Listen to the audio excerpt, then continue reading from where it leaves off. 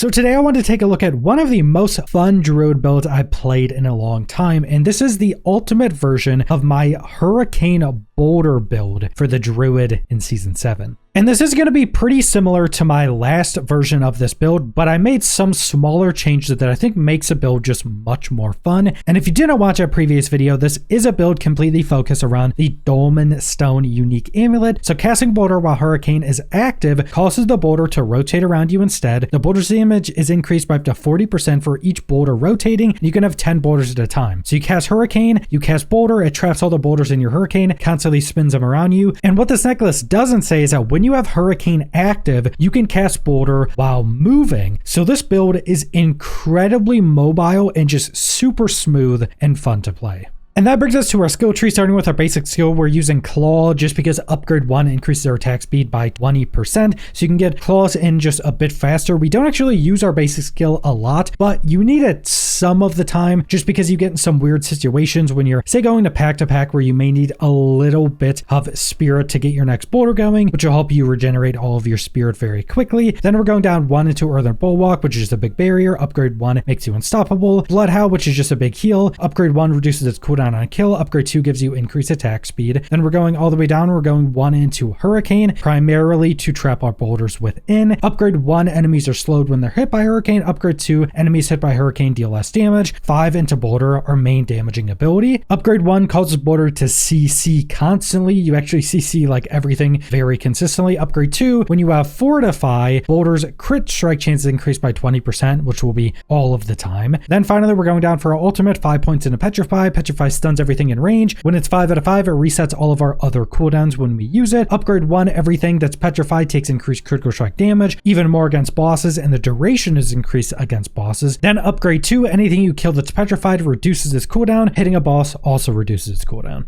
And then we have our passives, and we have a few change within our passives that I think makes the build better for a majority of the content. So first off, 1 into Heart of the Wild to get 3 into Wild Impulses. Your core skills cost more, but deal more damage. Now, because of one of our legendary aspects, our boulder is now also a core skill. So that's how we will have core skill scaling. Now we change up some points to get 1 into Predatory Instinct, to get 3 into the increased movement speed while in werewolf form and 3 seconds after. This is one of the big changes I made to make the build just much more fun in pretty much all content besides pit. If you're trying to do high pits, you're going to take all of the points out of Predatory Instinct and the increased movement speed while in werewolf, and you're going to go put all of them down into Natural Disaster for just increased damage. And you can also put some points in a Circle of Life if you want that as well. But we're primarily doing this for everything besides pits. Then we're doing 3 points in a Backlash, increased damage after using a defensive. We have 2 defensives and our Bloodhound constantly resets. 3 into Ancestral Fortitude for increased resistances. You can remove this if you don't need them, but I think it's generally just better to keep these points in and do other damage increases instead of resistances from your Paragon boards. 3 into Vigilance, damage reduction after using a defensive, which will be up a majority of the time. 3 into Feral Amplitude. You deal increased damage while healthy and increased damage while above 100% move speed. These bonuses stack. We'll have these up majority of the time.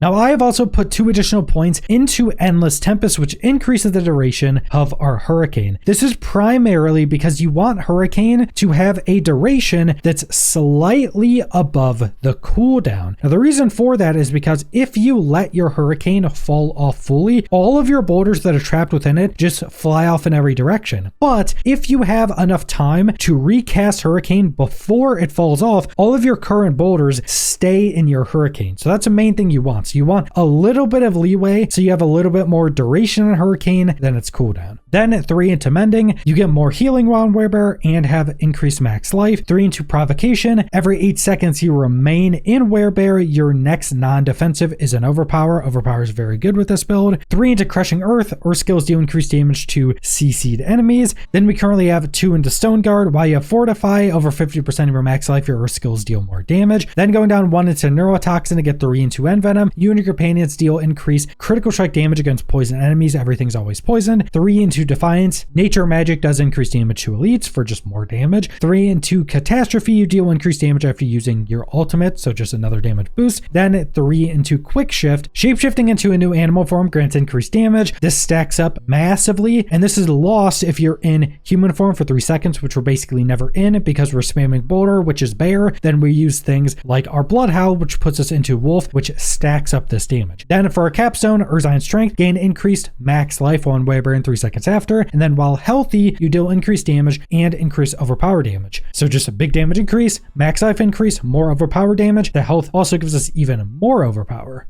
And then that brings us to our spirit boons. We take wariness to take reduced damage from elites, avian wraith for increased critical strike damage, iron feather for increased max life, which increases your survivability and overpower damage. We take energize, which a lucky hit dealing damage has a chance to fully restore your spirit. Just another effect to reset our spirit and just completely max it out. And also because nothing else in this row is actually very good for us. Then obsidian slam, which was massively buffed. Every 6 attack cast will cause your next earth skill to overpower. We're constantly spamming our abilities, especially our boulder, so this will proc a ton.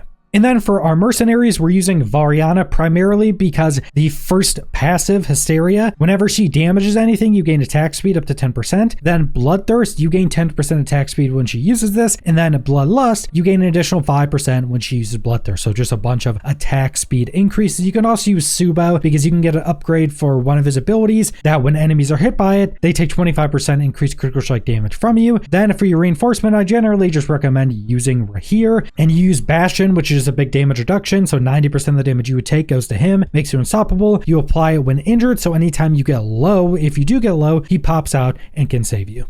And then we have our witch powers. Now our unique is the cycle. The only reason we're using this is because it's a growth and decay, so we can have enough growth and decay to proc one of our occult gems. Then we have our specialization, increases the size of your auras. Anything in your aura takes increased critical strike damage from you. And our aura to proc this is aura of siphoning, which poisons everything around you, heals you when it deals damage. This is going to apply a majority of our poison. Then we have soul harvest. Whenever you use a cooldown near enemies, you gain increased primary stat per enemy around you. This lasts for 15 seconds. The duration does not go down if there are enemies surrounding you, so just more willpower for more damage. Then we have force of will. When you kill an enemy, your next 2 overpowers deal increased damage, stacking up to 100%, just more overpower damage. Then Hexaflames, which is a lucky hit to apply Hexaflame on enemies. When you hit enemies with Hexaflames, it deals more fire damage to them. If it's a crit, it AoEs the fire damage. This is primarily to proc another occult gem that'll just make us deal even more damage. But then that brings us to our Paragon boards. We're primarily going to be going over the board and glyph selection, but if you want to follow point by point, there'll be a build planner in the description. Make sure when you're doing your Paragon points, you get what you need before anything else. So if you need resistances or armor, make sure you're getting those. The first board, we're taking the Dominate glyph, increase the overpower damage. The secondary, when you overpower an enemy, they take more damage from you. The legendary is just increase overpower damage. The first board we're taking is Survival Instincts, which you deal more damage while in werebear. This is increased even more while you're at full life, and then you deal increased overpower damage depending on the difference in life between you and the enemy. So you stay high life, the enemy gets lower in life, you deal more overpower damage to them. Then we have the Outmatch glyph, a buff to rare nodes within range, so some damage increases, some life increases. The secondary, you deal increased physical damage to non-bosses and elites. The legendary is increased damage. Then we're going over to the left, we're taking Ancestral Guidance. After spending 75 spirit, you deal increased damage. The glyph we're taking is Earth and Sky, a bonus to magic nodes within range, so just some stat increases, damage increases. The secondary causes your nature magic skills to deal increased damage to crowd controlled or vulnerable enemies. Then we're going all the way over to the right. We're taking the Earthen Devastation board. Your skills deal increased critical strike damage, and this is increased by your damage versus crowd controlled up to 60%. You want this capped out. Then the glyph we're taking Fanged Claw, another buff to magic nodes within range, so just more damage increases. And then the secondary, while you're in werewolf or werebear, close enemies take more damage from you. The legendary gives you increased shape shift damage. Then finally, we're taking the Heightened Malice board. When an enemy is poisoned near you, deal more damage, and this stacks up for 4 additional enemies that can be poisoned near you. Then the glyph we're taking is Spirit and increase it to your critical strike damage. Then critical strikes increase the damage an enemy takes from you, stacking up, and then the legendary gives you increased critical strike damage.